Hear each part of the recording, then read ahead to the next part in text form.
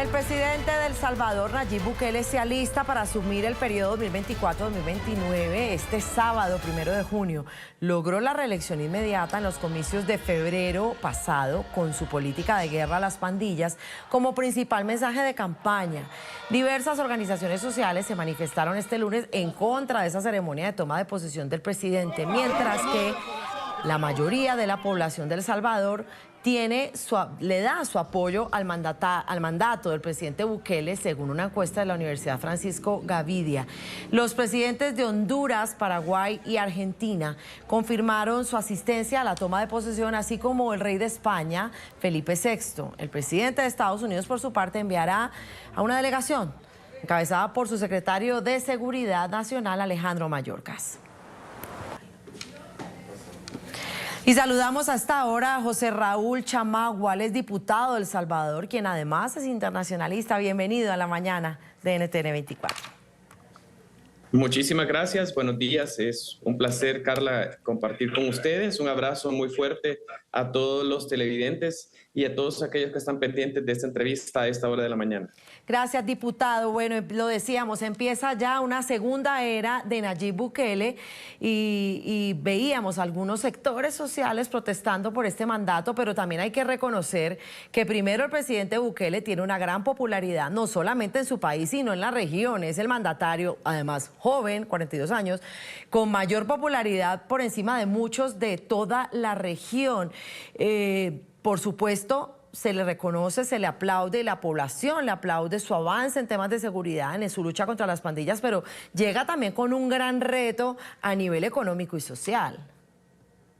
Por supuesto, el presidente lo ha manifestado en reiteradas ocasiones que nuestro primer gran logro, y yo hablo de manera colectiva porque al final nosotros como diputados hemos jugado un papel muy importante para esta gobernabilidad que hoy por hoy tenemos en nuestro país.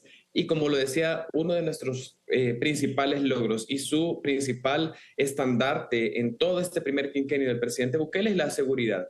Por supuesto, eso nos ha permitido abrirnos en otras áreas económicas y sociales, pero él lo ha manifestado ya que en este segundo quinquenio la visión es apostarle a la economía y a otras áreas como la salud y la educación, que también nosotros estamos haciendo esfuerzos grandes para tratar de invertirle como en contraste a cómo se invertía en el pasado. Así que sin lugar a dudas hay mucha expectativa. Creo que el día sábado va a ser histórico no solamente para los salvadoreños, sino que para el mundo entero por todo lo que significa el presidente Nayib Bukele y sobre todo, y como lo he mencionado en reiteradas ocasiones, que él está ahí por un respaldo popular, por cifras que han sido altamente históricas e incluso con el respaldo de nuestra población en el extranjero, nuestra diáspora que por primera vez votó y participó de unas elecciones totalmente abiertas, seguras y que al final fueron, o son, mejor dicho, respaldadas por la misma población según las últimas encuestas.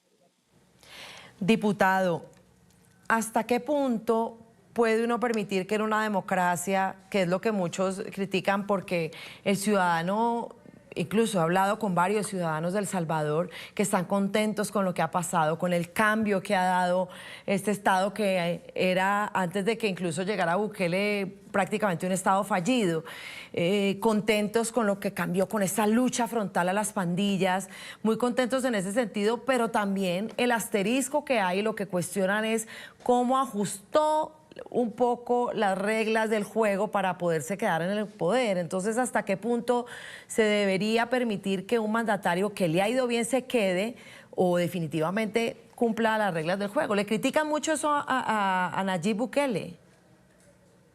De hecho, en primer lugar, manifestar siempre que hasta el día de hoy, tanto el presidente y nosotros estamos aquí porque la misma población así lo ha decidido a través de ejercicios democráticos, constitucionales y totalmente válidos. Referente al tema del segundo mandato del presidente, quiero manifestar que incluso no fue ni él ni nadie de su equipo, sino que fue un opositor el que a través de una solicitud a la Sala de lo Constitucional intentó bloquear, o mejor dicho, definir el bloqueo para que se pudiera optar a un segundo cargo. Luego la Sala, bajo la interpretación que ellos tienen y bajo la autoridad de la misma Constitución que se les otorga, pues dio una interpretación y permitió que pudiera darse este segundo quinquenio o este segundo mandato. Totalmente respaldado por la población salvadoreña. Yo creo que la democracia no necesita mayores interpretaciones, es simplemente el poder del pueblo en el pueblo. Y eso es algo que muchos de los políticos actuales todavía no logran comprender. Creo que vivimos, muchos todavía creen que vivimos en una política de los 80 o de los 90 donde nos daban los manuales y nos decían así es la democracia y así la tienen que hacer. Pero nos olvidamos de los principales protagonistas que es el pueblo. Y en este caso el pueblo salvadoreño, un pueblo sufrido, un pueblo que hemos venido luchando para poder tener por fin esperanza. Encontramos esa esperanza con el presidente Bukele, con nuevas ideas, y la misma población lo dice, bueno, él está dando resultados, él nos está dando frutos, él nos está dando la seguridad y nosotros es lo que queremos. Entonces, bajo una simple lógica, ¿por qué vamos a cambiar algo que está funcionando? Y bueno, ahí está, creo que al final no solamente los organismos internacionales, sino que también diferentes países o estados del mundo reconocieron la victoria del presidente Bukele. Y bueno, como tú lo mencionabas al inicio de esta entrevista, ya están viniendo delegaciones internacionales. Entre las más importantes tenemos la de Estados Unidos, la presencia también del presidente Milei de Argentina, colegas homólogos del presidente de la región centroamericana, el rey de España, entre otros más que se van a seguir sumando para el día sábado. Entonces creo que al final la democracia, la verdadera democracia es la que nos está dando a nosotros la solvencia necesaria para poder continuar trabajando por el pueblo salvadoreño. Diputada, hemos visto algunos presidentes de otros países de la región que han tomado esos modelos. Daniel Noboa en su lucha contra las pandillas y contra el problema carcelario en Ecuador, le ha aplicado, incluso el presidente Bukele se ha ofrecido a asesorar y a apoyar a otros presidentes. ¿Cree que este modelo pueda exportarse, por decirlo de alguna manera, a otros gobiernos, o que, por ejemplo, en países como Colombia, donde la gente está cuestionando mucho al actual presidente, su línea, incluso ellos dos han tenido bastantes problemas y roces en redes sociales, pueda ya tornar y hacer ese viraje de, por ejemplo, de la izquierda radical a un modelo más como el de Bukele?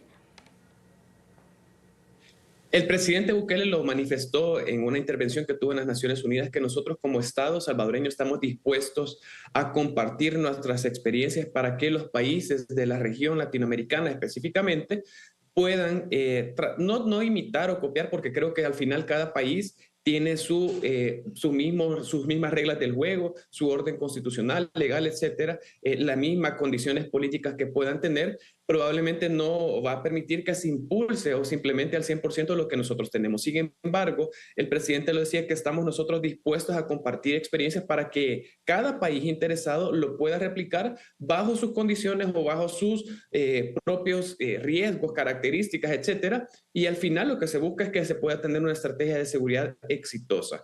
Como bien lo decías, varios países de la región lo han intentado implementar y yo creo que primero es una cuestión de voluntad. Cuando existe realmente voluntad de querer hacer las cosas diferentes, de que como políticos nosotros, en lugar de sentarnos a negociar con empresarios, con lobistas o personas, ONG, fachadas, etcétera, que nos puedan estar patrocinando nuestras campañas, en lugar de sentarnos con ellas, nos sentamos con el pueblo, en este caso con el salvadoreño o con el que sea de los países, para escucharlos y decirles, bueno, trabajemos juntos para combatir la inseguridad. Creo que existen las condiciones. Nosotros hemos recibido muchas delegaciones de varios países de Latinoamérica que han intentado replicar, pero como les digo, al final es una cuestión de voluntad.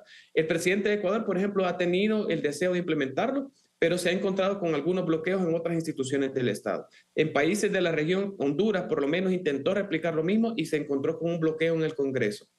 Entonces, creo que al final cada país debe de tomar los insumos, si les parece, de tomar los insumos más relevantes o importantes de lo que nosotros hemos hecho para que ellos lo puedan replicar basado en sus propias características. Lo importante es que nosotros no nos cerramos y, como lo decía el presidente, estamos dispuestos a colaborar porque creemos que los pueblos latinoamericanos necesitan estar unidos para combatir este cáncer que por décadas nos ha retrocedido en la inversión social. Yo creo que al final que los países decidirán, ¿verdad?, si implementan o no esta estrategia de seguridad que para nosotros ha sido exitosa y que la misma población salvadoreña lo respalda. Pues agradecemos a José Raúl Chamagua, diputado de El Salvador, y estaremos ahí haciendo todo el cubrimiento de ese gran acto de posesión del segundo periodo del presidente de El Salvador, Nayib Bukele. Gracias. Gracias a ustedes. Un saludo. Dios los bendiga.